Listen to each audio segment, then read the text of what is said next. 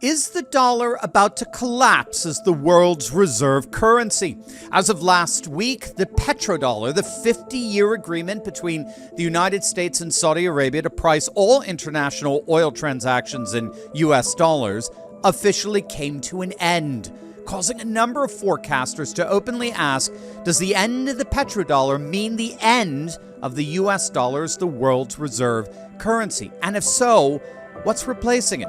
Well, that's what we're going to find out in today's video. I'm Dr. Steve, you're a Patriot professor, and we're going to take a look at the fate of the US dollar as the world's reserve currency and what it really means for you and for me. So make sure to like, comment, and subscribe, and let's dive right in. Forbes had a fascinating article a couple of weeks back on how the Fed is, in their words, quietly admitting that the dollar is increasingly being replaced by gold. Nations are more and more returning to the timeless value of gold and silver for their financial reserves, but the Fed is doing everything they can to downplay that great return, as it were. Venture capitalist Balaji Srinivasan couldn't help but mock the Fed and their ridiculous denialism. He noted that while the Fed is now admitting that countries are moving back to gold, that admission is tempered by the claim that it's just a small group of nations. That's all. Just a handful. Nothing more. Nothing to see here. But a small handful. That's it.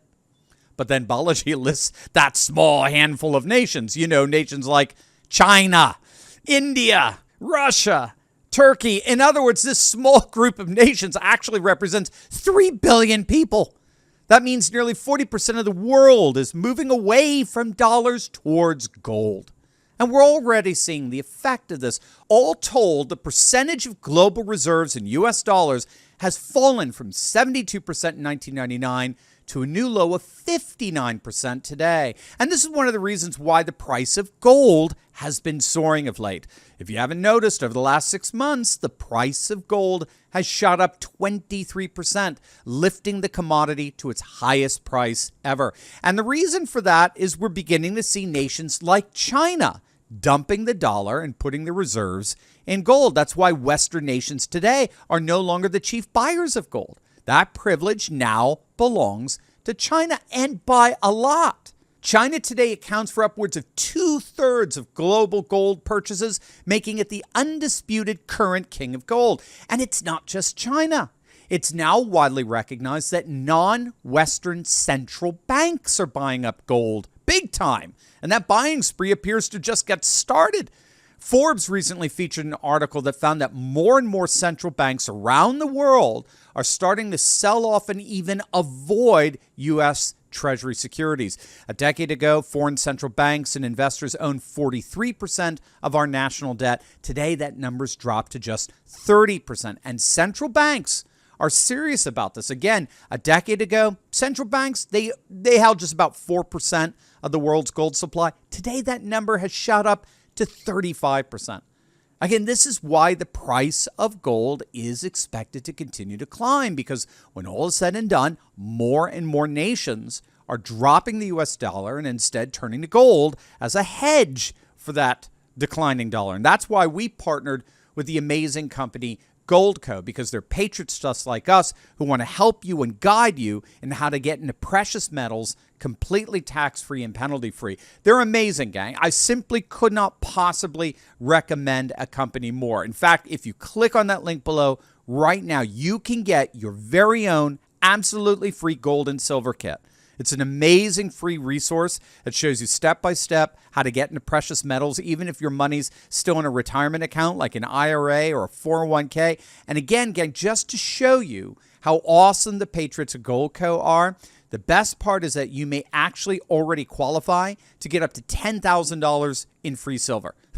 I told you they're the best. They're amazing. So what are you waiting for? Get in on the action by clicking on that link below or going to turleytalkslikesgold.com and get your free gold and silver kit. It promises to be a real life changer. So if more and more nations are going back to gold and silver for their financial reserves, where does that leave the US dollar? Well, the good news is that because of the dollar's reliability and stability, it remains very, very strong and sought after around the world. Yes, it's true. There has been a significant de-dollarization. In 2001, 73% of global reserves were held in dollars. Today, that percentage has dropped to 58%. But we have to distinguish between how much a currency is kept as a share of the reserves of central banks around the globe, which has definitely decreased, versus how much it continues to be used in everyday global financial transactions. And that's where the dollar remains very strong. In other words, while nations are clearly seeking alternatives to the dollar, it still overwhelmingly dominates as the currency by which people lend or borrow or save. And it remains the dominant currency by which most nations measure their own assets and debt. So I do think it's important to put this very real economic transition in perspective. Though the dollar is increasingly being marginalized among the BRICS bloc member nations, for example, the dollar is and will remain very strong in the foreseeable future, even though it's going to have some major competitors and counterparts. But one very important development appears to be already happening, and we mentioned it earlier. As more and more nations do de-dollarize, less and less are going to be buying up the U.S. debt.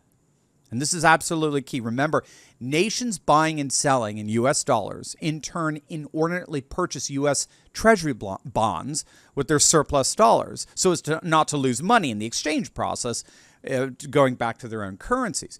This in turn allows the U.S. government to print up pretty much as much money as it wants because they assume that plenty of foreign nations using the U.S. dollar will purchase up all the debt in the form of U.S. treasuries.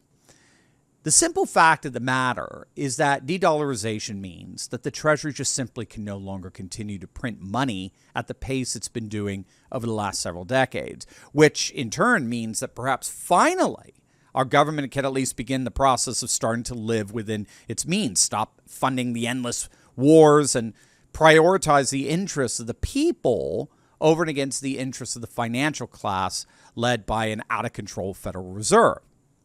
If that happens, then de-dollarization may not just benefit the international community, as it were. It may indeed have extraordinary benefits here at home as well.